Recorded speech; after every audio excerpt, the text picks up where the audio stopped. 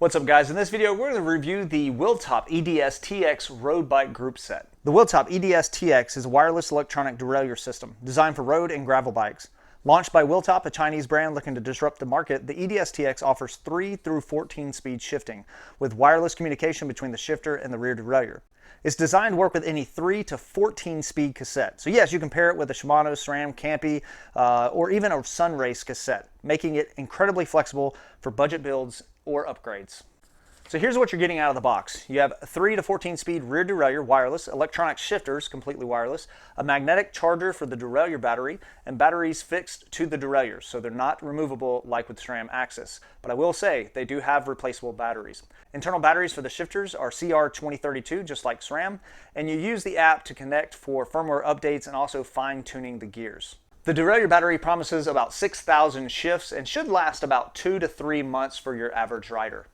You mount the rear and the front derailleurs just like any other system. You also mount the shifters to the hoods just like any other system. And as far as bleeding the system, when I installed it initially, you do not have to actually bleed the system. Now, if you lose a lot of fluid while you're cutting the hoses or anything of that nature, you may have to bleed the system, but it's super easy. It's very similar to Shimano. It uses mineral oil, and you can use the little cup at the top to actually work out any bubbles after you do install it. You may be able to get away with doing that instead of having to do a full re-bleed. Now, if you feel like that is too much for you to handle, then obviously you can take it to your local bike shop. They do bleeds all the time, and you can have them install it for you. So when the derailleurs come out of the box, you turn them on with the rechargeable cable. Just attach it to the rechargeable port there, and it will turn the system on, and then you can pair it with your shifters. You do it with the rear derailleur and the front derailleur. And you can also do that after you install them on the bike. So that's what you do, install your derailleurs, pair them to the shifters, and then you, after that, will choose what cassette you want to go with, what chain you want to go with, what crankset and chain rings you want to go with. So if I were you, I would try to stay within the same ecosystem. So if you're going to use a SRAM chain, go with a SRAM cassette and a SRAM front chain rings. If you're going to go with Shimano, use the Shimano cassette, the Shimano chain, and the Shimano front chain rings. The front chain rings you sometimes can get away with, like for example here, I'm using the Rotor front chain rings paired with a flat top chain, and it's working fine. It's obviously not going to be as good as say like a Shimano or really like a Shimano as far as their setup goes with 2x. That's made to work with that chain. Now, I know that some people have used some other systems out there, like Sunrace or other brands from AliExpress, and have had, good luck with them. I would just say that if you do that, sometimes you may feel like the system's not working right, and you may try to blame it on Wheeltop or think it might be Wheeltop, or it could just be that cassette and chain don't really work well together. So that's why another reason why I like to stay with in the same ecosystem. Now, just as a heads up, Wheeltop has acquired Rotor, so it will be interesting to see what they do with Rotor. Rotor obviously came out with that hydraulic system a few years back, but they do have a 13-speed cassette that they sell, and it'll be interesting to see if they incorporate that into this group set and they have their own ecosystem in the near future. Now, setup is really where you need the most patience with this group set. It's not like SRAM or Shimano where it's just plug and play. It takes some patience and some time to really fine-tune the gears to get the most out of this group set. Now, I'm going to walk you through a few of the basics of this setup, but you do need to get familiar with the app. Now, the one major negative about this group set, and you've seen this on all the reviews in the past, is essentially using the app.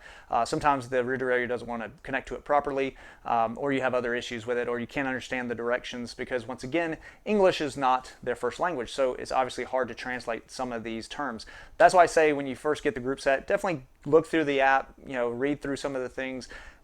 Be sure you just understand you want to sit down, get you a cup of coffee or something like that. Take your time, read the material. Don't get frustrated, because that can happen when you're messing with this group set if you're not, prepared to just take the time and get it set up. Now, the most important thing to understand is the initial setup. It's called initial calibration. When you go into the app, you'll see where it actually gives you a choice of your speed of your cassette. So you could do a 12-speed cassette, 11-speed cassette, 10-speed cassette. You can do a 13-speed cassette, which actually I have right here, or even a 14-speed cassette, which I've done one of those as well. I'll put the link up above if you want to check that out. But you will pick the speed of your cassette. Now, the initial calibration, like I said, is the most important thing. What that does is it essentially tells the rear derailleur that you're in the smallest cog or the highest gear. And from there, the system will base all the other gear steps. So you will pick obviously the initial calibration. You'll move this down to the smallest cog, and then you'll click initial calibration, confirm that. And then based on what you say with your gearing, like if it's 12 speed, Wheeltop will have an automatic 12-speed system in there, but I will go ahead and tell you it's probably not going to work with any of the 12-speed systems out there. I have gotten lucky with the Ox mountain bike group where I picked the 12-speed cassette, and actually it shifted through all the gears perfectly until like the last two, and I just had to do a little bit of fine-tuning there to get those right. But most people I've seen have had to actually pick each gear and choose which value they need to get it just right. Now, also as a heads up, whenever you change on the app the value, it doesn't do it while it's sitting in that gear. You have to shift out of that gear and come back into the gear. So what I usually do is, like I said, go down to the initial calibration of the smallest cog, and then from there, try to shift to the next one. Let's say it doesn't shift. You increase the value up. And obviously you're thinking to yourself, it should be shifting up, but it's not like a barrel adjuster on a mechanical system. You have to shift back down to the smallest cog and then shift back up to the next gear, and then it should shift back up. It'll go to that new value that gave it. It will not move while it's in that gear. So that is a huge thing to know, and I think a lot of people run into issues when they're trying to really fine-tune this system, and they're thinking like it's not even adjusting, but you have to shift out and then come back in, and then it will actually move to your new value. Now the front derailleur, you obviously have to set that up as well. You will set the cage to basically be about 1 millimeter away from the chain ring, the smallest chain ring, when you set it up. And then from there, you will move out, and you'll use the limit screw to make sure that this does not move the chain too far outboard and throw it off the chain ring. And then also it will make sure that since your initial calibration was in the smallest ring, it's not going to fall off the chain ring that way. I have found this to be pretty basic as far as setup. I did the initial setup on the inner ring 1 millimeter away from the chain, and then when I shifted to come up, at first it wasn't shifting. I just right here used the little limit screw, and it actually moved the chain ring outboard a little bit, and then it moved up into the gear. After that, I didn't really have to touch it at all. Now this system, just as a heads up, does have what is called Autotrim. So the front derailleur will actually, as you move down in the block, will move this way. Shimano has this, I believe SRAM has it as well, but as you move down the gears here, the cage will slightly move outboard to make sure you don't have any chain rub. In the app, there's actually 6 different settings for that Autotrim. I didn't have to touch any of those. But just as a heads up, you can fine tune them as well if you feel like it's moving too far or it's not moving enough and it's causing some chain rub. If you're in the smallest chain ring, it blocks off the bottom 2 cogs. So you can't run on this situation here. It's a 10 and 11 tooth. So you cannot run in these while you're in the smallest ring, which the reason why that is because that causes it's not very efficient, and it causes a lot of wear on your drivetrain. It's very loud usually.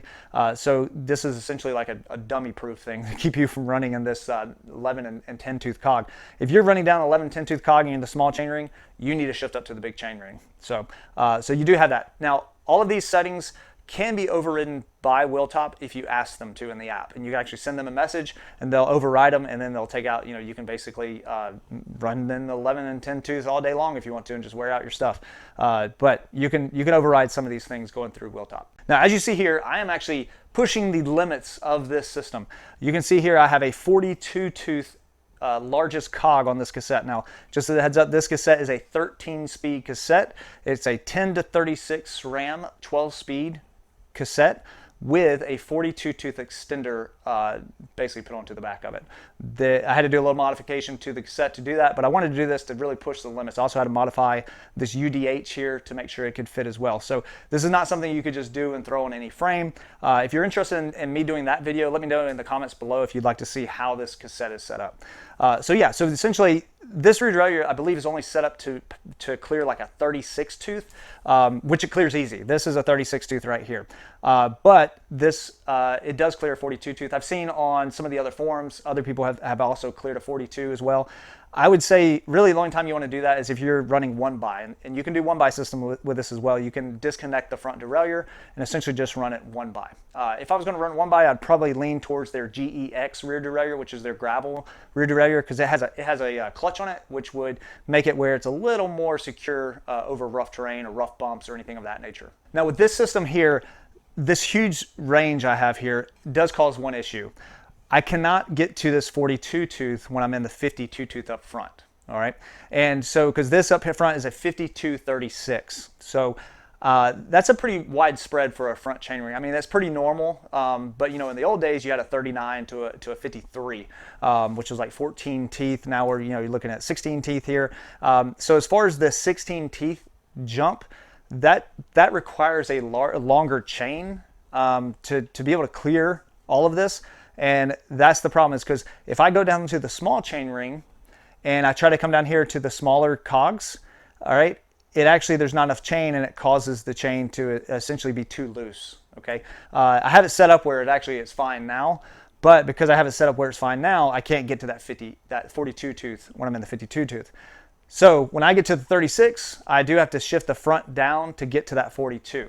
Now it's nice when I'm riding gravel because I can clear, you know, 50mm tires on this bike here and on this setup. So I can get to a 36 and a 42. That's a pretty good climbing gear on some of those rough gravel roads and steep gravel climbs. Let's shift through the gears in the stand. So right now we have it in the highest gear possible, the 52 tooth up front and the 10 tooth. I'm going to work my way up the cassette.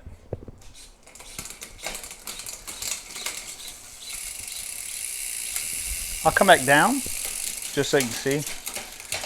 Plenty fast enough. Go back up.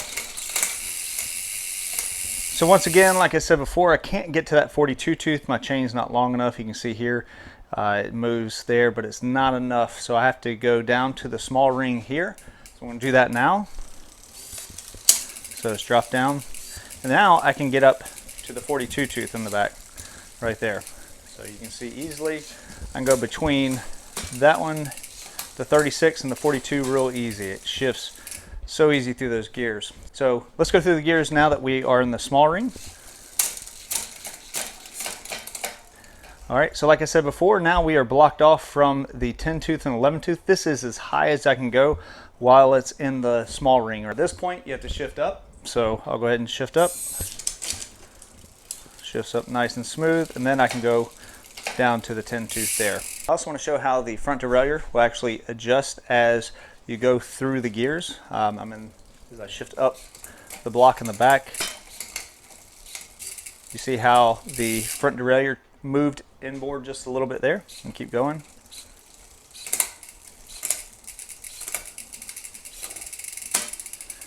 All right, and then I want to shift to the large chainring up front. And you notice when it shifted to the large chainring, it came over a little bit further and then readjusted back. So that helps it push it up onto that big chainring, but then return back to its previous position. So as we go through the gears here, you can hear it right there self-adjust so we don't have any chain rub. Like I said, if I was going to do this with a client, for a client or someone else, I would basically make this gap a little smaller. So instead of being 16 teeth difference, I would try to make it like 14 teeth, even as low as 10 teeth. Because, you know, for example, like right now I have a 52 as my large chain ring. I could go up to, you know, let's say a 40. Then it would be a 12 tooth jump. And then I could run a longer chain because I don't have the small chain here. I could run a longer chain, clear that 42 tooth while it's in the 52, okay? So this right here, like I said, is pushing the limits of the range of this group set, but this just means this group set can easily handle the standards that are out there right now. Now, performance on the road, I have been very impressed with it. And once again, it comes down to the ecosystem, what you're using. You know, if you're using chains and cassettes that work together, usually it's going to shift pretty quick and smooth, okay? The rear end is, I would say, as fast as, you know, SRAM or Shimano. I mean, if you got out a stopwatch, maybe it would be a little slower. I've seen some shorts where they show them as the same, sometimes maybe even a little faster. It just depends. There is a race mode where if you put it in race mode, there's casual mode and race mode. If you put it in race mode, it shifts faster. I mean, it's minutely faster. It's hard to tell, honestly, but it is a difference. As far as race mode, though, if it's in race mode, it kind of keeps the system on all the time, so the battery drains a little quicker in race mode, not just because of performance, but also it seems like it stays on. I've seen that in some of the group chats. They talk about if it's in race mode, it kind of drains the battery a little more. So I would reserve race mode for just those big events you're doing, or you know, a race you're doing, and you want to have the best performance of the group set you can. So the rear is fast, super crisp shifting. It does great. The front, I would say, is not as fast as Shimano. Shimano is kind of the cream of the crop when it comes to front shifting. They've got the best front derailleurs, they got the best chain ring setup, and so as far as Shimano goes, they take the crown on that. This is not as good as that, but it's not far off. with this kind of wonky setup here, I haven't dropped a shift, dropped a chain. It shifted every time. You know, it didn't get stuck there and didn't, you know, wouldn't move. So it has worked flawlessly for me here. I would argue it may be a little better than the SRAM front shifting. And SRAM is not known for great front shifting, so that's not saying a whole lot in a way. But I would say it's not as good as Shimano, but better than SRAM. One thing I will mention too is when you press the paddle to shift it, you can actually hold the paddle down and it will push the derailleur out a little further to help get that chain up over. And then when you release, it actually goes back to its, you know, its regular position. So that's really cool about the system. There's a lot of options with this front derailleur to get the shifting just right. What's really cool is you can program the paddle shifter buttons. When it comes stock, the right shifter is basically all for the rear derailleur. You have the small button will shift it to a harder gear. You have the big button that will shift it to an easier gear. And then you have the one left paddle that will shift the front derailleur. Now I've been riding SRAM for years. So obviously with SRAM, you have the right side shifts to a harder gear, the left side shifts to an easier gear, and then you double tap for the front derailleur. You can't have double tap on this, at least not yet. So what I did was, I like how the big paddles feel. So I made the big paddles shift the rear derailleur. So the right shifts up to a harder gear, the left shifts to an easier gear, and then I use the little paddle to actually shift the front derailleur. Now, I have seen in the comments, it would be nice maybe if Wheeltop had that small button on the left-hand side too. You could use one of the small buttons to toggle through your computer screen or something of that nature. So it'd be nice if there's one extra button on there, but it's not a deal breaker. Now, another unconventional thing I'm doing with this setup is I am running a wide crankset here. So I don't know if you know what a wide crankset is. This is for gravel. SRAM came out with this and Shimano came out with this to basically give more clearance right here for a bigger tire. So essentially what they do is they made the spindle of the crankset 5mm wider, essentially moving the chain rings out 2.5mm outboard on this side, which doesn't seem like much, but it can cause an issue with some front derailleurs where they don't have the range to move out that far. No issues with this. So you can run this with a regular road crankset or with the gravel wide cranksets. Now, mentioning that, this gives more tire clearance than the SRAM front derailleurs. I think it's maybe the same as Shimano. I don't have a Shimano system, but looking at pictures and how the Shimano setup is very similar. This one, I actually was able to clear a 50mm tire in here, where when you have like SRAM, the battery is sitting out real far back right here, and it limits you to like a 45mm tire. So this frame is officially set up to clear 50mm. And with a front derailleur, it clears a 45mm, but with this, I was able to clear the 50mm, which is pretty awesome. Braking is impressive. It's, you know, I've used anywhere from Shimano, SRAM, TRP, even Magura, and braking is very good. This is like their first generation brake calipers here, and you know, they're not as refined as the new ones. The new ones look pretty sweet, and they're quite a bit lighter. But the braking is great. I mean, you know, nothing to really complain about there. You know, I've ridden the Hope RX4s. That's kind of the cream of the crop when it comes to braking. Also, the new SRAM Red is pretty daggum amazing. So it's not on the power side of those, but as of right now, it feels great on the braking. Super impressed with that. So now I've been using the mountain bike system, the AUX 2.0 for a while now. I've had great reliability with that. Performance has been great with it. So I haven't had any issues. I know that on some of the Facebook groups, you see people will comment and chime in with some issues with their Wheeltop units. And I think with anything electronic, you're going to have that. You're going to have some lemons come in and, you know, that are problems. That's why I recommend buying from the actual Wheeltop website, because they have a great warranty and they'll actually back the product. Now, if you're in the US or North America, it's a 1-year warranty. If you're in the EU, it's actually a 2-year warranty. Now, I want to mention a few common issues that people have, and I've seen this on the Facebook groups. And one of those is they will block the rear derailleur, or they will make it stuck in a way. And what happens is they accidentally have it up here in the large cog, and they hit the initiate calibration mode, which is telling the rear derailleur that's your smallest cog, which is supposed to be here. And what happens is that thinks that's the smallest cog, and there's no more range for the derailleur to move, and so they think it's dead and they can't move it. What you have to do is you have to go to the app and you have to go to the initial calibration, and you have to press that little right arrow a billion times to slowly move that derailleur back down to the smallest cog, okay? It's annoying, it takes a while, but understand your system is probably not broken and not dead, it's just you locked it up in here. When you first pair the system, it shifts like normal shifts, so you can shift the shifter down to the smallest cog, or at least close enough to it, so that way when you go to the initial calibration, it doesn't take as many clicks to get it in that small cog. Another thing is the original rubber hoods are a bit hard and not very flexible. That's one of the complaints you see on the Facebook group. So compared to SRAM, Shimano, it's not as flexible. Now they do have some new hoods that have come out that are much more comparable to SRAM and Shimano, and I've heard good things about them. I don't have them right now, but I've seen people online what they'll do to remove the old hoods. They may heat them up with like a hair dryer or maybe a heat gun. I've seen some people just cut them off, and then you take the new hoods and you basically just put some isopropyl alcohol inside of them and then slide them onto the hood. So the price of the Wheeltop system right now is the time of recording is $719. Now understand, this is not a full group set. You're just getting the rear derailleur, the front derailleur, you're getting the 2 shifters, and obviously the brakes. All right, no rotors, no crankset, no cassette, no chain. So I've compared that essentially with SRAM Rival and Shimano 105 to see their price.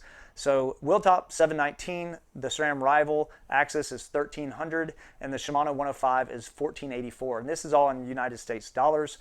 Now, I know that you can find deals sometimes on like the SRAM Rival, and you know, it's a really good deal, like it's $1,000 or something like that. You do run across those, and Wheeltop will also run specials too. So Wheeltop, we'll just say, is definitely cheaper than the other 2 competitors. Now, as you see here, the gears, Wheeltop has 2x, it has anywhere from 3 to 14 gears. The benefit of this is really you can run anything. So if somebody comes out with a 14-speed system, you can run that. Also, Campy is about to release a 2x13 system, so you can run Wheeltop with the Campy system. You know that Campy system is not going to be cheap, so get the Wheeltop system, buy the cassette, buy the chain ring in the cassette. You're good to go. You basically have like a Campy 2x13 system for a lot cheaper. Now, like I said, SRAM axis, you got 2x12, and also the Shimano 105 Di2 is 2x12 as well. Wireless, this is where the Wheeltop, I feel like, is a little bit better than Shimano. It is fully wireless, just like the axis, where Shimano is semi-wired, where the front shifters are wireless, but your rear derailleur, your front derailleur, and your battery are all wired still. Final thoughts here. Is it worth it? I say yes, from my experience. Now, obviously, I'm going to do some long-term reviews as well. If I have any dropouts, I'll report back, let you know about that. But yeah, I'm going to use it. I'm going to put it on my gravel bike, and then I may put it on a road bike as well, a dedicated road bike to ride as much as I can with just a road setup. But I'm going to push the system hard and ride it through rain and mud and dirt and everything else and see if I can kill the system. Now, just as I said before, my experience with the mountain bike group set has been very good. So I don't perceive having issues. So is the Wheeltop system a game changer? I would say yes, in the aspect of its adjustability, adaptability to new tech coming out. Because it can run up to a 14-speed cassette, you really can run it with any group set that comes out in the future. Wheeltop has been around since 1951, making cranksets and other parts, so I don't feel like they're going anywhere anytime soon, and they just acquired Rotor, so I see them just improving more and more over time. I believe they will have their own cranksets, their own chain rings, their own cassettes, their own chains in the near future, and then they will have a kind of plug-and-play system ready for anyone to use. So if you have an old Shimano system or SRAM system that's wearing out and needs to be replaced, you may want to look into Wheeltop. I think it's a great replacement for some of those older mechanical systems that are just wearing out and they don't have any replacement parts available anymore. Now, have you tried any of the other electronic budget group sets out there, maybe from L2 or anyone else? Definitely leave a comment down below. Let me know your experiences with those. If you've used Wheeltop, let me know your experiences with those as well. If this video helped you out, be sure to give it a thumbs up. Also, if you are interested in more deep dive reviews, be sure to subscribe to the channel and ring that bell to make sure you don't miss a future video, and we'll see you in the next one.